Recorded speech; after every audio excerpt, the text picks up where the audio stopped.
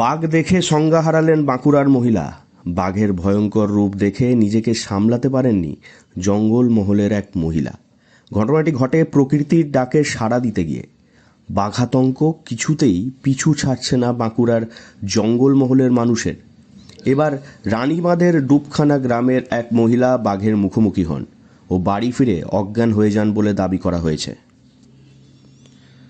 আমি বাড়ির উপর থেকে গিয়েছিলাম, তারপরে ওই দেখতে পেয়েছে। কি দেখলেন? বাঘ। একদম বাঘেই দেখলেন? বাঘই দেখেছি। কি রঙের দেখলেন?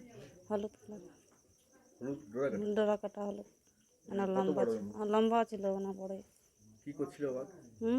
আমি বসেছিলাম তো, তারপরে দাঁড়ায় উঠেছি, ও আসছিল তো ও দাঁড়ায় দিয়েছে আমার দিকে তাকিয়ে।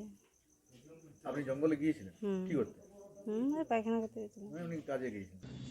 গ্রামবাসীদের সূত্রে খবর, রানীবাঁধের ডুবখানা গ্রামে এক মহিলা প্রকৃতির ডাকে সাড়া দিতে যান জঙ্গলে। সেখানেই তিনি বাঘের মুখোমুখি হন। কোনো রকমে বাড়ি ফিরে তিনি আতঙ্কে অজ্ঞান হয়ে যান। পরে বন দফতরের তরফে তাকে স্থানীয় হাসপাতালে নিয়ে যাওয়া হয়, যদিও প্রাথমিক চিকিৎসার পর তাকে ছেড়ে দেওয়া হয় বলে জানানো হয়েছে। কয়েক দূর এসে পড়ে গেছিলাম।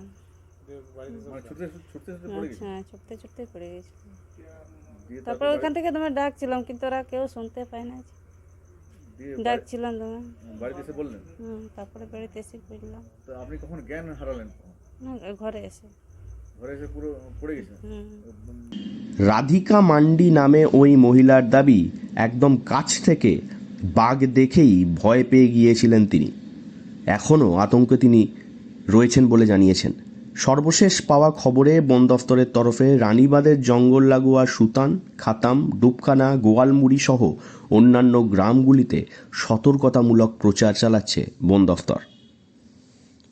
বাঁকুড়া থেকে নীলাঞ্জন ব্যানার্জির রিপোর্ট, লোকাল 18 বাংলা।